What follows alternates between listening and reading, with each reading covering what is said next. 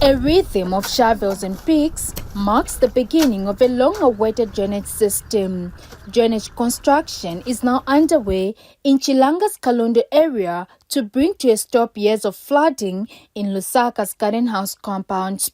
To make way for this project, 35 structures, including homes and shops, have been demolished. Government has since released 4.89 million Kwacha to compensate the affected families. I'm happy to announce that the Ministry of Finance and National Planning has in fact released the full amount of money for the compensation of the would-be victims.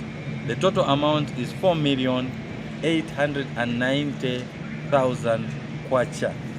With this announcement and the formal letter that the council has actually written to notify the people affected, the people are asked to actually go to the council and get their payment guidelines. The residents are happy with the progress made so far. Maezi yonse aya manzi yakabwera tenzovutika maningi.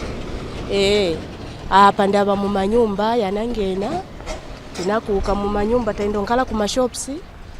So mwamene mwachitaso omwanjawe government yagwira ntchito kapena tizapulumukako chino chaka kumanzi. Kuno manyumba banapwanya last month